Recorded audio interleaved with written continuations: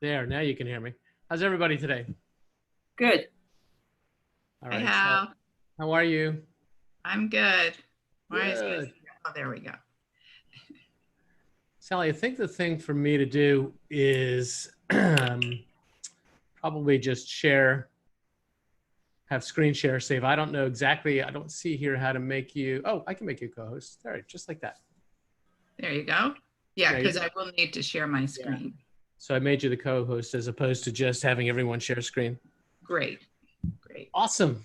We'll give a minute for folks to get here just to get everybody up to speed. We have a wonderful opportunity today with a very special guest.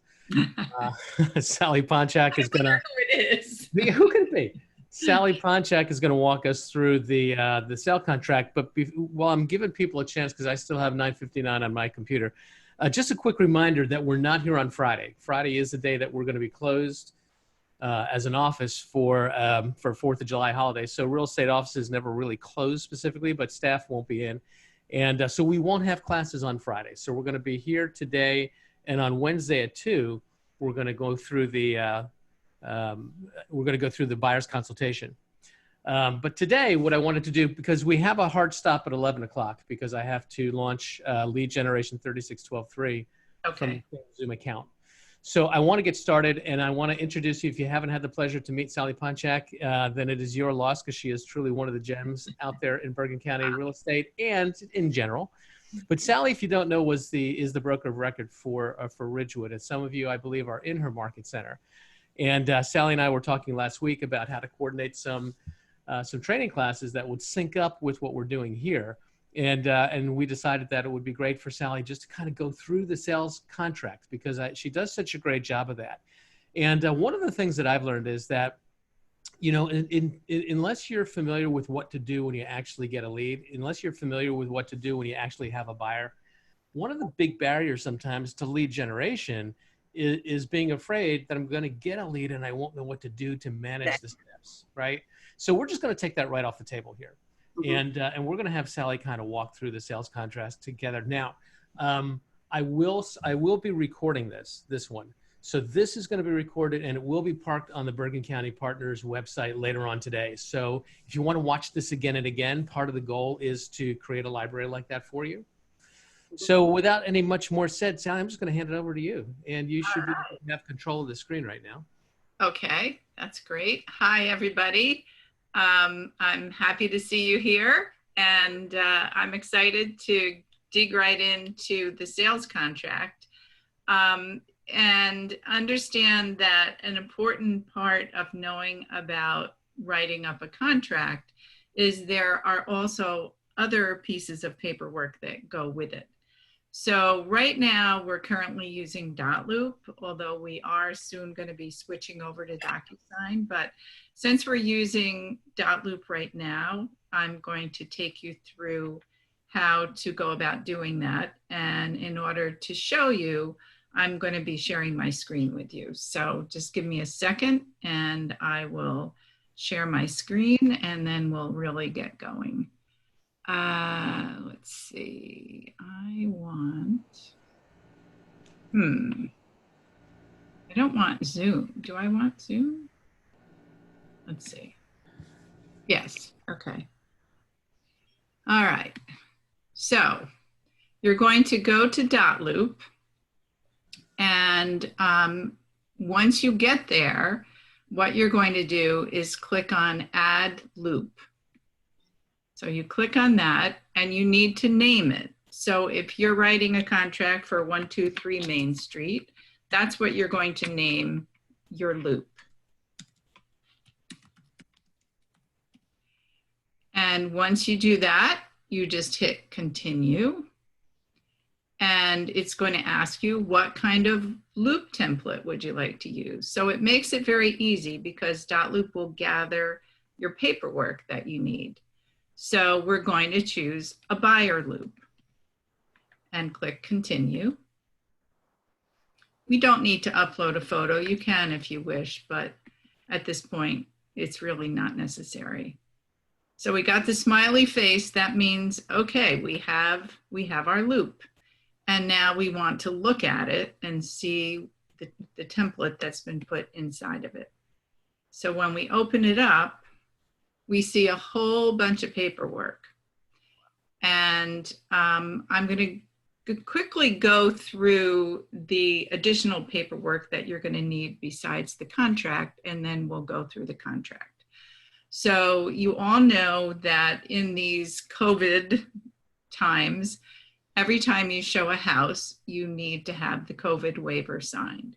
So you should have a signed COVID waiver that is specifically for 123 Main Street, or whatever the address is of the property that you're about to write the contract for.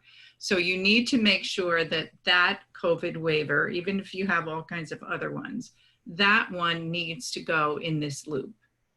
And so you'll put that in here. And then this addendum is an optional document. And personally, I'm not a big fan of it. You can fill in the names of your buyers, and then it will autofill.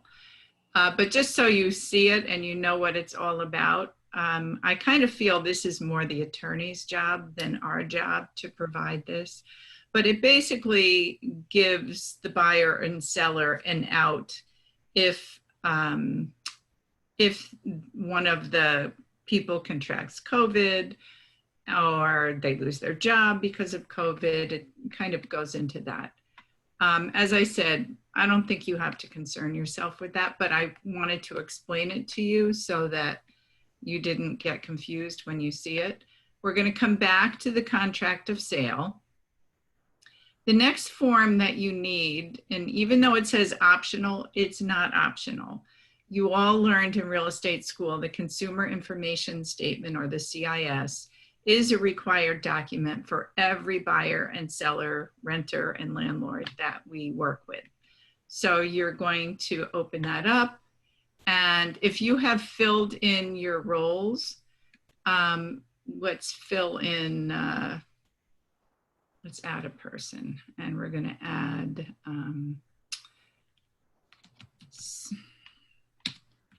Susie Smith is going to be our buyer. Whoops, would help if I could spell Susie's name right. Aussie. Well, let's sell it to Aussie Smith. What the heck? Oh, that didn't, wait a minute, it didn't get saved. Okay, we're going to try this again. Okay. All right. And then we're going to autofill. Oh, it's still, I don't think it still took, but at any rate. Okay, so you're going to come into this and you are going to write, if it had taken that name, it would have put Susie sign here. You are going to type in your name down below, because this is saying that the buyers have agreed to work with you, and your business relationship is, and you'll notice it's already pre-checked, buyer agent and disclosed dual agent if the opportunity arises. And even if the home you're selling is not a disclosed dual agency situation, this is really an either or, so it's fine for that to be checked. Okay, we're going to save the changes, but in this case, I'm not, because this isn't a real loop. So now we're going to go back and we're going to see our next document is the dual agency form. This you should have had filled out beforehand. If it is not a dual agency situation on this particular contract, you do not have to fill this in, but if it is, then you do. And you all understand what dual agency is, right? When it's a listing, when you're selling a listing that is from your own company. Hey, Sally, can I just jump in and clarify around that? Because Yeah. there is a lot of confusion with a big franchise group like ours. Your Yeah. company refers to only your office, correct? Right. Correct. And so if you're selling a Tenafly listing and you're in Ridgewood, you're not a dual agent. Right, that's correct. Yes. If you're a Ridgewood agent, you're only a dual agent if it's a Ridgewood listing. If you're a Woodcliff Lake agent, you're only dual if it's a Woodcliff Lake listing, etc. Okay, the next one is permission to advertise. And you may be saying, advertise? You know, we're writing the contract, but permission to advertise is, even if you just plan to say on Facebook, look at these wonderful buyers I just sold a house to. That's advertising. So you need their permission. And there's a box here that you would check as purchasers of the property. We give Keller Williams, or whichever company you're in, permission to send out new neighbor notices to the neighborhood. So this is giving you the right to post it on Facebook or send out postcards or whatever else you want to do.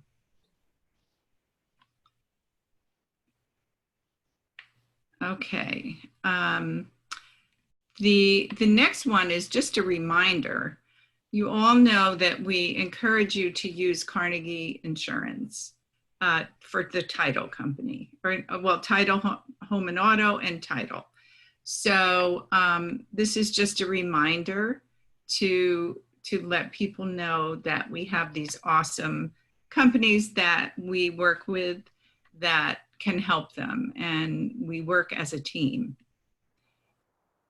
So just a reminder for them. And then the next form is super, super important. And that's the affiliated business disclosure. This must be filled out for each contract that you write. And it is property specific. So in other words, if before you decided to sell 123 Main Street, you had previously put in a contract for number 6 Jones Road, you would have an affiliated business disclosure for 6 Jones Road, and now you would have to be writing a new affiliated business disclosure for 123 Main Street because it's property specific. And on this form, you're going to fill in, this is where your buyer's names go and the property address goes. Obviously the date, and then all these other boxes are going to be your name. So you're just going to keep filling in your name in all the rest of the boxes. I believe there are 7 of them. And then you're going to have the buyer sign. And what this is an acknowledgement that we are part owners in both the title company and a home and auto insurance company. And it's just disclosing that. It doesn't mean they have to use them.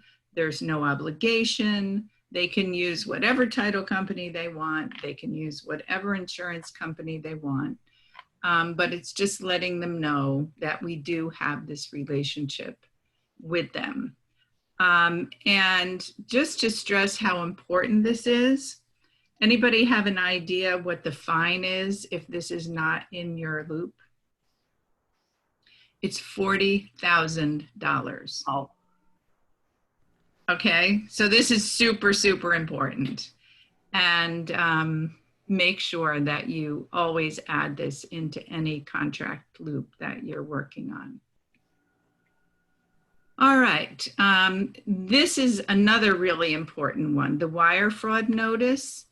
And many times we send papers to our clients to sign without really discussing them. That really is a mistake. It really is your obligation as a realtor to explain to people what they're signing. Just as the affiliated business disclosure, you should explain that. This is the wire fraud notice. This has become an issue. For those of you who are not familiar with wire fraud, it is an unfortunate practice that some people have perfected where they send an email to an unsuspecting person that looks very much like it came from their attorney or their mortgage company or their title company, and they instruct them to wire a certain amount of money to a certain account. And unfortunately, these people who do this are able to send emails that look almost exactly like they're real. And so the instruction in here is anytime you receive an email notification to wire money, you must call the person who it is supposedly from and verify that they sent you that email and that indeed you are supposed to wire the money. And I will tell you an example of something that just happened in the Ridgewood office. Last Friday, one of our agents was supposed to have a closing on one of his listings, and he had also sold it. So he had both sides of this, and he had been very excited that he had found a cash buyer for his listing. Unfortunately, although his people signed this wire fraud notice, they received an email which told them to wire $560,000 to what they thought was the attorney. They did it, and that money is probably gone forever. Obviously, the closing didn't happen. The people are out $560,000. So it's important to not just give this to people, but to really hammer home to them and remind them again when you're getting close to the closing that they have to be very careful. If they receive a notice telling them to wire money, they must call the source, the lawyer, the title company, the mortgage company, whoever. What happened last week was the worst one that I've ever heard of. We've had a couple near misses where fortunately the people did verify and found out it was bogus. So we've dodged a few bullets, but it's really, really important because it's happening more and more. Sally, can I jump in on that real fast? I had my own personal experience with that, as you know, Sally. Yeah. When we sold my mother-in-law's house and closed in April, the buyers, and who were very smart, very astute on top of everything, wired $75,000 offshore, and it was gone.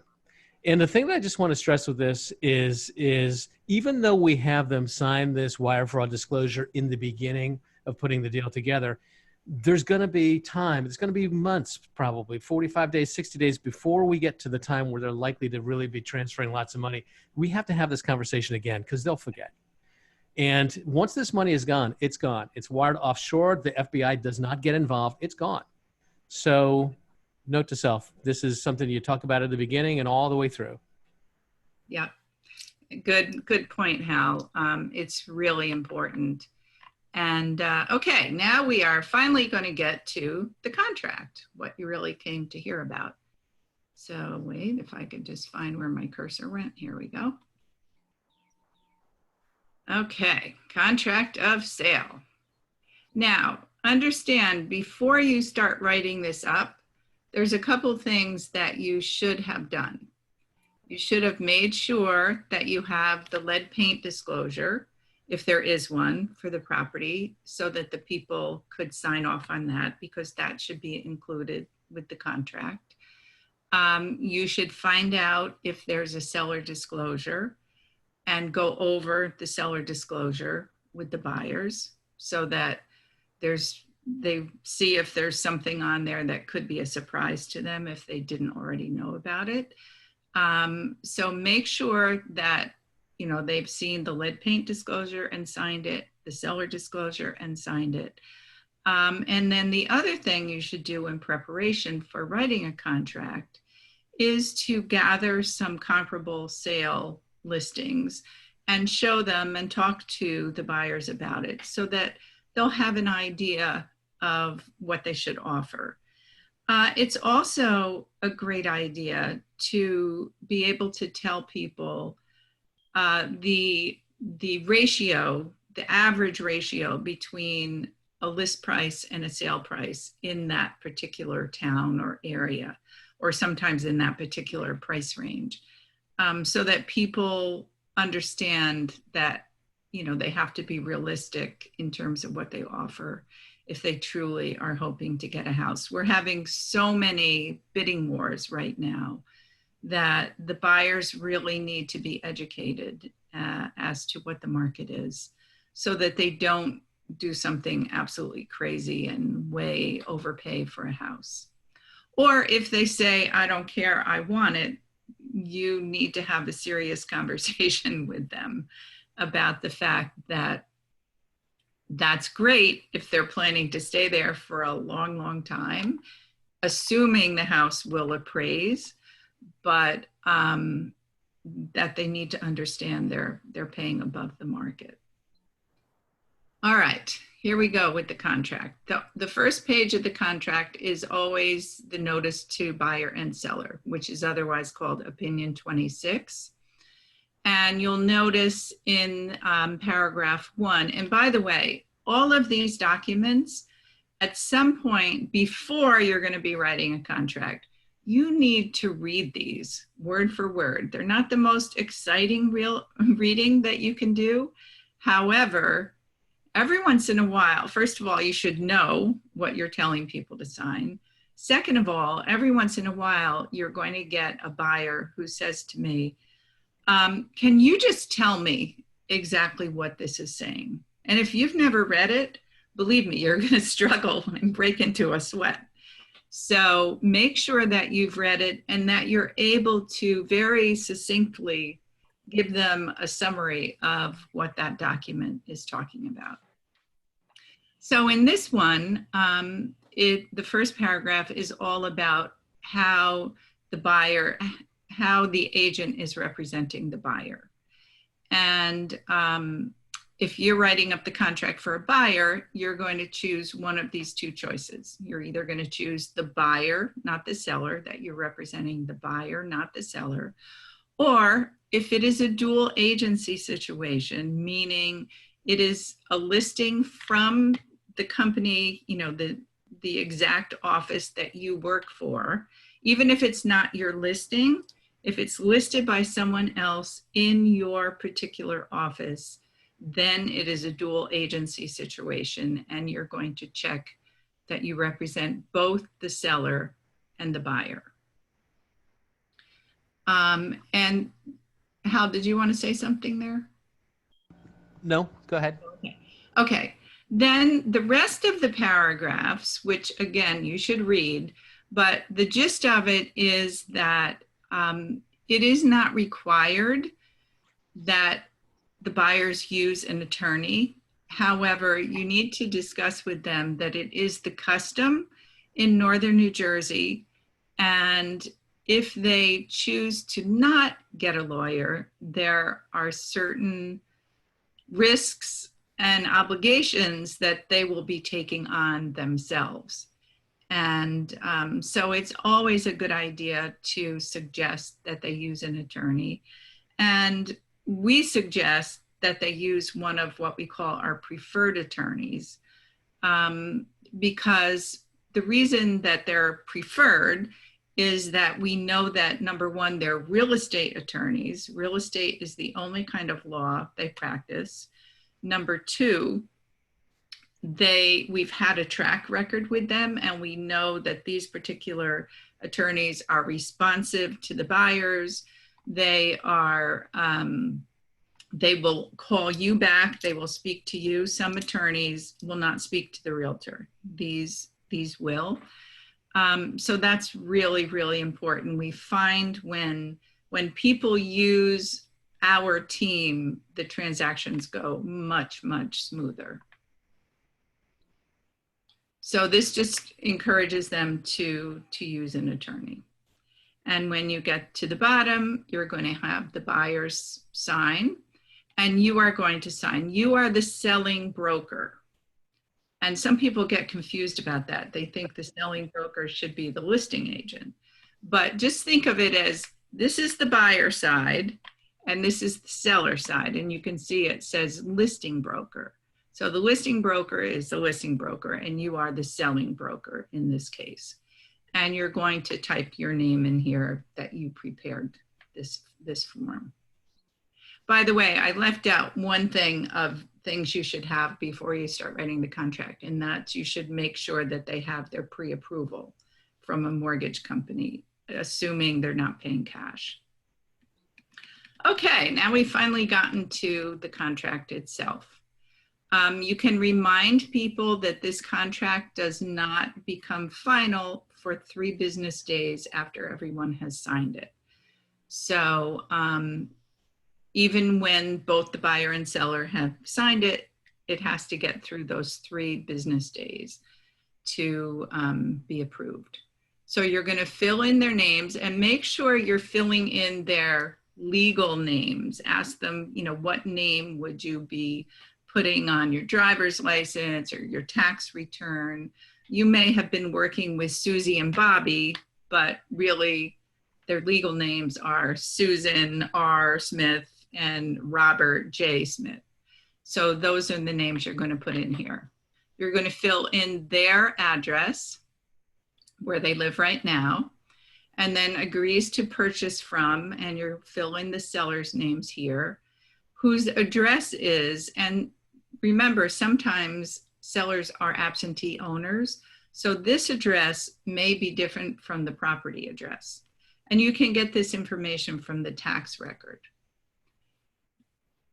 And here you're finally going to put in the address of the property that you're hoping to sell. And then it says shown on the municipal tax map of, you fill in the town and then the county that it's in. You're going to fill in the block and the lot, which you can find right on the listing. And make sure that you copy the block and lot exactly as it's stated on the listing. That's really important. Okay, now we come to the purchase price. And as I said before, you should have given them comps and you should have decided, you know, what do they want to offer? And then not just what do they want to offer, but what part of their offer is going to be cash and what part of their offer is going to be the mortgage amount. So once you know what the mortgage amount is, you can subtract that from the number that they're offering. And now you have the amount of cash that they're going to be putting down. So here, I'm just going to fill in some numbers. Let's say we're selling a house for $1 million. Let's go for a biggie. Okay, this next line, that's our total purchase price, $1 million. This next line, which says initial deposit, it has fallen out of custom to use an initial deposit in our area. So you don't have to fill in anything there. I just put the X's so you'll know we don't do that. However, additional deposit, we do. So the ideal for an additional deposit, does anybody know what the ideal is? You can unmute yourself. No idea. Okay, no idea. Okay. 10%? The ideal would be that this amount would be 10%. Because ideally, if people put down 20%, then they don't have to pay private mortgage insurance, right? We all know that in the real world today, especially because our homes are very expensive, not everybody has 20% to put down. In fact, some mortgages, if it's an FHA mortgage, they may be putting down as little as 3.5% total. And so this additional deposit money needs to be a significant amount, enough amount of money that the seller feels that the buyer has some skin in the game. If the people are doing the 3.5% down, I would recommend that they put the whole 3.5% on this line, if possible. And then their balance of purchase price later will be zero, and the rest will be their mortgage. But let's talk about the ideal situation. So somebody who could put down 20%. What's 20% of $1 million? 20,000. 200,000. 200,000. Okay. So if we divided that, we would do 100,000. and then 100,000 as the balance. And that leaves us with a mortgage amount of 800,000, right? Mhm. You always want to make sure these numbers add up to what you put as the total purchase price. You're going to make sure that your buyer's initial, and you're going to see that every page of this contract has a place for the buyers and sellers to initial. So make sure your buyers do those initials. Okay, next page. Remember, we are not doing an initial deposit. So paragraph 3, we're going to leave blank. We're going to skip down to paragraph B, which is that additional deposit that we're making. And you're going to see in several cases that there's a date to fill in, or it'll say in parentheses, if left blank, then within 10 calendar days after the fully signed contract has been delivered to both the buyer and the seller. I would say you can leave this blank because the attorneys usually have their own ideas about this. It is typical that buyers pay the additional deposit monies, not 10 days after the fully signed contract, but 10 days after the attorney review ends. And the attorney review is that minimum of 3 days, business days, longer if the attorney's extended. So that's your choice. You can either leave it blank, or there's a little calendar here. You can choose a date. Okay, the next paragraph, paragraph C, which refers to escrow, and escrow is that deposit money, right? You all know that that's what escrow means. And so this is asking, where is that escrow money going to be held? And the tradition in our area is that it would be held in the account of the seller's attorney. So you're going to fill in seller's attorney in that spot. You don't have to have the person's name. In fact, chances are at this point, when you're just writing it up, you'll have no idea who the seller's attorney is. So you're just going to put the generic seller's attorney. If performance by buyer is contingent upon obtaining a mortgage, and again, you're going to read all these words at some point soon so that you're ready when you go to write up a contract. You are going to explain to them that if they're getting a loan, it's really their obligation to start the application process as quickly as possible. And you're going to fill in their principal amount, which remember we said for this one is $800,000. And we're going to say that it's a conventional loan, but if you know it's FHA or VA or other, which could be like an adjustable rate mortgage, which we don't see too much, you can fill that in. If you know what the term is of the mortgage, I would say the majority of mortgages are 30 years, but some people choose to do a 20-year or a 15-year. If you know that, you can fill that in. But if you don't make something up. I would just leave it blank. All right, in line 78, the written mortgage commitment must be delivered to the seller's agent, who is the listing broker, and seller's attorney no later than. Here's a case where it's a good idea to speak with the lender who has issued the pre-approval for your buyers and ask that person how soon do they feel that the buyers could have their full commitment. Sellers want to see this period of time be as short as possible because until they know that the buyers have their mortgage commitment, they really don't feel comfortable about the contract yet. So we want to make this as short a period of time as possible. However, if this date is passed and the buyers have not gotten their mortgage commitment, technically they're in breach of contract. So you want to have this date be reasonable and make sense so that they can achieve getting their mortgage within that period of time. And I will tell you, especially if you're working with a buyer who is self-employed, you definitely want to speak to the lender about that, because the process is typically a bit longer and more difficult with someone who's self-employed. So always a good idea to check in with the lender. And plus, it's just good to kind of establish a relationship with the lender. Okay, balance of purchase price. So in this, you're going to write in what the closing date is going to be. There's a little calendar, so you can click on that for the date. And typically closings are held at the buyer's attorney's office. In terms of the closing date, in every listing, there is a period of time, usually like 30 to 60 days or 61 to 90 days, that the seller has requested as the amount of time between when the contract is written and when they close. Not a bad idea for you, before you write up the contract, to reach out to the listing agent and say, I'm just wondering, when would the ideal closing be for your sellers?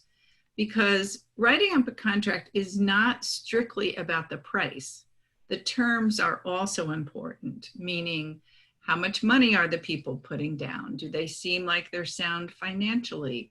Is their closing date in line with what the sellers, when they would like to close? So if your people are flexible, I would advise you to reach out to the listing agent and find out what their preference is. And if your buyers can accommodate that, that's going to put them a little bit ahead of the game. Okay, now these other paragraphs, again, you should read these and be able to talk about them. I'm going to give you my quick synopsis. So sufficient assets just means that the buyer is representing that at the closing, between the cash they're putting down and the mortgage, they will have enough money to buy the house. Paragraph 5, accurate disclosure of selling price, basically says that this is a true indication of what the price is, and it can be reported to the IRS and any other agency required by law. Items included in sale. So this you can get, again, from the listing. There is a field on the listing which says items included, whoops. And you can just copy that. And you're going to have your buyer's initial again. And sometimes buyers will say, well, they didn't say the refrigerator was included, but I really want it. You can include something that is not on their included list. Just understand that that could be a turnoff to the seller, or it could be a point of negotiations. Next thing, same token with paragraph 7, items excluded from sale. Again, you can get these from the listing. And sometimes you might have a situation where you want to add something that wasn't excluded by the seller. And I'll give you an example. Let's say you're going to be selling a house, or hopefully selling a house, to an older couple who doesn't have any kids, no grandchildren. And the house that they're buying has a giant swing set in the backyard, which obviously they have no use for and don't want. They want to put a gorgeous garden there instead. You can put in here swing set to be removed at seller's cost. And again, it becomes a point of negotiations. Dates and times, whoops, sorry. Dates and times for performance just says that the seller and buyer agree that these dates are the true dates and that they must perform within those dates. So, and if not, it is breach of contract. Additional documents just means if any lender or the property owner needs any additional paperwork, the buyer is agreeing that that will be supplied. Certificate of occupancy and zoning compliance. It is the seller's obligation to get any certificate of occupancy that their town requires. Most towns require at least a fire safety inspection. Some require more of a CO. Right now, a lot of them are really just requiring that the seller fill out an affidavit testifying that their house is in good shape.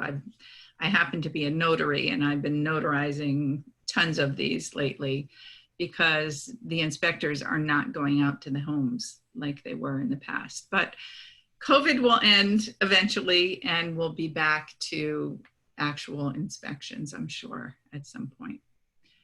Paragraph 10, municipal assessments.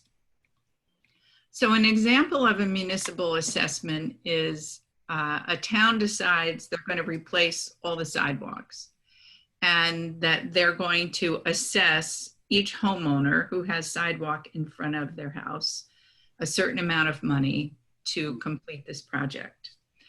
And so in this paragraph, the seller has to state if they've been notified of any assessments or not. And in most cases, they have not.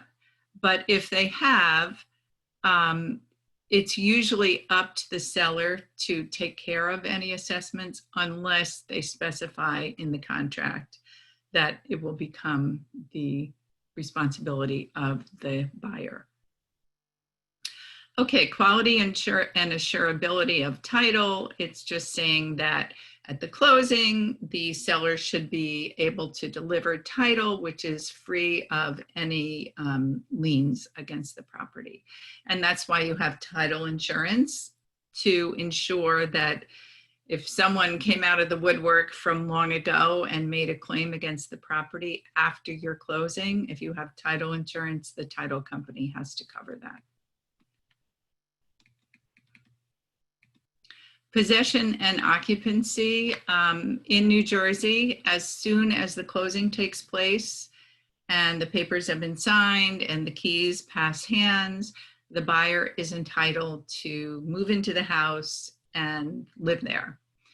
And if there are tenants currently in the house, they have to, in paragraph B here, line 195, they have to check off if there are tenants or there are not tenants. If there are tenants, it's the seller's obligation to tell you the name, location meaning first floor, second floor, whatever, the amount of rent they're paying, the security deposit they've paid, and what is the term of their listing. You all learned in real estate school that tenancies run with the property. So if there are tenants, if your people are buying a house with tenants in them, they must be willing to have them stay there until the end of the term of their lease. At that point, they can change things, but as long as they have a lease, they have to honor the lease. Lead-based paint, if the home was built prior to 1978, there should have been a lead-based paint form attached to the listing in the MLS. You're just going to check if it's applicable or not applicable. Paragraph B just talks about the dangers of lead paint. And then starting with paragraph C on line 224, it's all about inspections. And it is up to the buyer to schedule the home inspection.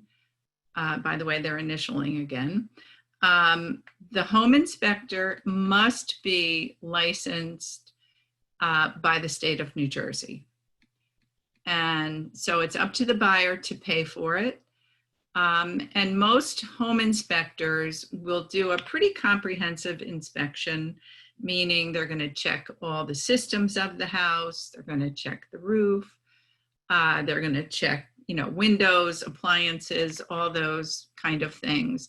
There are some additional home inspectors that potentially can be hired, such as if the home inspector you hired does not do the pest inspection, there might be a need to hire a separate pest inspector.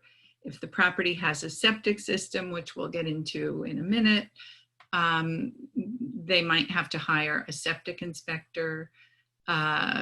Some people hire a chimney inspector if the home has a fireplace. So these are things you discuss with your home inspector.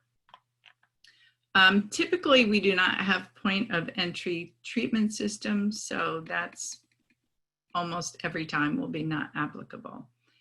So the next one, how many of you know there are really 3 kinds of waste disposal systems that you can have in our area? A cesspool, a septic system, or a public sewer. And just know that a cesspool was the original type of waste disposal that most homes had, which basically was the waste flowed out of the house from a pipe and just went into a tank that often would overflow. And so they decided that's kind of yucky. So we have to come up with a better system, and they came up with the septic system. The septic system, the waste flows out of the house into a tank, just as it did in the cesspool situation. However, the difference is that it then flows into a septic field from there. And so cesspools, as I said, are illegal in the state of New Jersey. So if there is a cesspool system, even if it seems to be operating efficiently, it has to be replaced. And typically the seller has to replace it. But that's a discussion between seller and buyer. I have seen in some cases the buyer takes on the responsibility to replace the cesspool, but that's unusual. Obviously, the easiest thing is if there's a public sewer system. But it's become common these days to, if there is a public sewer, to check the sewer line to make sure that it's not clogged and properly operating. The next kind of test is radon, which most home inspectors will do. You don't have to hire somebody extra for this. And they will leave a canister or sometimes a computerized thing, and it checks for the radon level. Radon is a colorless, odorless gas measured in picocuries. And as long as the number of picocuries are below 4.0, you're good. If it's above that, a radon remediation system has to be put in. And the cost for that is like about $1,200 to $1,500. It's not a super expensive fix.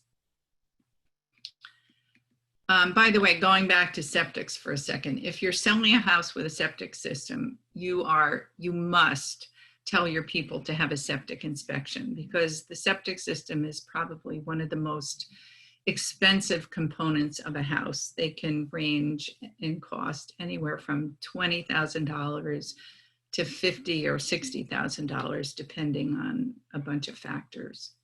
That's a whole different discussion for another day, but that's the short end of it. Wood destroying insects, this is a necessary inspection, because if the people are getting a mortgage, the mortgage company will require a document that says that the home is pest-free, free of wood-boring insects. They don't want to give money to people for a house that is getting eaten alive and will fall down in a few years. So they want to be ensured that their investment is safe. The buyer has to complete the inspections in usually within 10 days. And what happens after the inspection is the buyers get the report, and they discuss with their attorney anything that they feel is an issue. And it's handled by the buyer's attorney sending a letter to the seller's attorney stating, we found these problems and we would like the following fixed by the seller. and they'll have like A, B, C, D, E. At that point, the seller has three options. They can say, no, we won't do any of it. They can say, yes, we'll fix all of it. Or they can say, we'll do A, B, and C, but not D and E or any combination like that. Technically, because the home inspection is a contingency of the contract, if the sellers do not agree to do everything, assuming they're reasonable requests, that is a contingency, meaning the buyer can cancel the contract with no penalty. Usually it's able to be worked out even when the seller says they won't fix everything. But just understand it is a contingency of the contract. Flood hazard area, you should have some indication of this from the listing. If it is in a floodplain, they're supposed to disclose it, or at least in the seller disclosure. But typically the buyer's attorney will run a flood certification just to make sure. And it would also come up in the title search. Qualifications of inspectors, again, it must be licensed or certified within the state of New Jersey. So it can't be, the buyer can't tell you like, oh, well, my uncle Tom is a home inspector, he'll take care of it. Doesn't work, gotta be certified. Megan's Law, I think you all know what that is. The way it applies to real estate is kind of strange. You would think that as a realtor, you would have an obligation to let people know if there are any sexual predators in the neighborhood. The opposite is true. We are not, as realtors, allowed to tell people, even if we know. So what we do is in paragraph 18, we refer them, if they're interested, to the Megan's Law registry, and they can go there and check it out themselves. Off-site conditions, you might want to either call the town or have the buyers call the town, just to make sure there's not something that's about to go on that is not immediately apparent. Like you're selling a property and it's got this big acreage of woods in the backyard, and after they move in, they find out, oh, a shopping center is about to be built there. So just a quick check to the town. Air safety, this almost doesn't apply to us because it talks about flight zones, but all the airports that really have any impact on our area are exempt from this. Newark, Teterboro, LaGuardia, they're all exempt.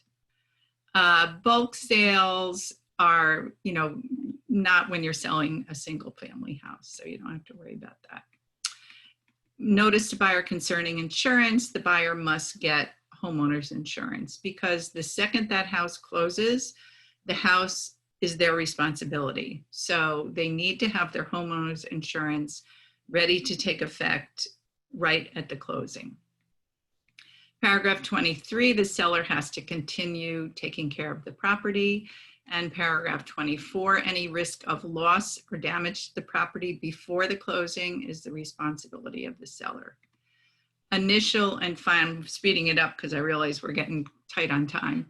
Initial and final walkthroughs, the buyer is entitled to walk through the house right before the closing. It's a good idea to wait until the sellers have moved out so that you can make sure that the movers didn't bash a hole in the wall.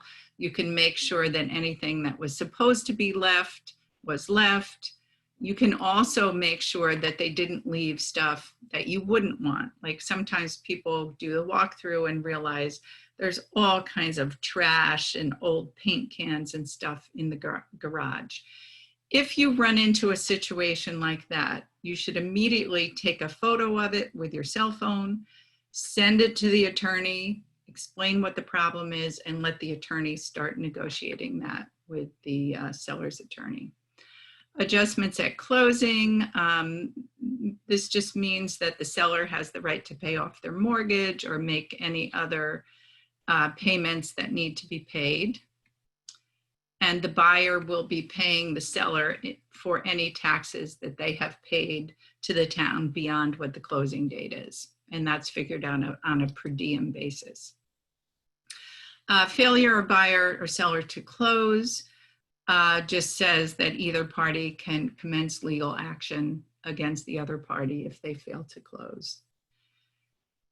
Consumer information statement, even though you are going to have a consumer information statement, you have to also put it in here. So in paragraph 29A, you're going to put the name of your company. So in Ridgewood, it would be Keller Williams Village Square Realty, and its authorized representative, that would be you as the buyer agent, are operating in this, and you would either check buyer agent or disclose dual agent. And then if there's another company on the other side, you're going to put the other company's name and that they would be the seller agent. Brokers information and commission, you're going to just fill in your company name, your license number, and you're going to take the amount of the commission from the listing. And then the participating firm and agent, you're going to fill in their information also. And fill this in completely because the attorneys will want it. It will be good for you to have. Let's see. I'm gonna just kind of move on quickly here. Disclosure, if the buyer or seller holds a real estate license, you have to disclose that. And so you're gonna say if it's applicable or not. 33 just says the brokers are supposed to receive the closing documents from the attorneys. We ask that in this paragraph. There are some attorneys who will not give it to us, and you can't get in a fight about it, but if you can get it, that's great. Professional referrals, this is important. Your sellers and buyers at many times will ask you for recommendations of attorneys, inspectors, all kinds of things.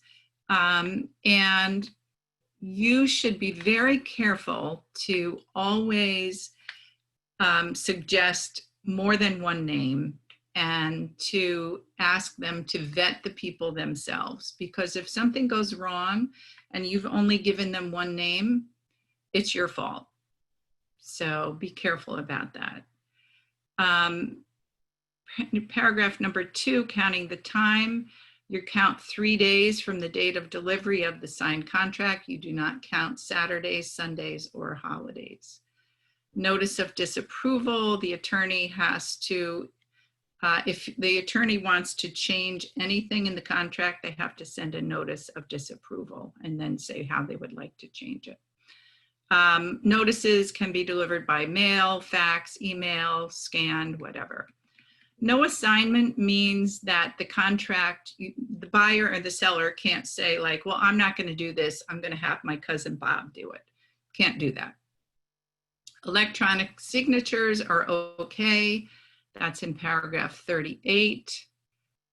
Corporate resolution, if the buyer or seller is a corporation, they have to have some documentation that proves that the person is indeed entitled to sign.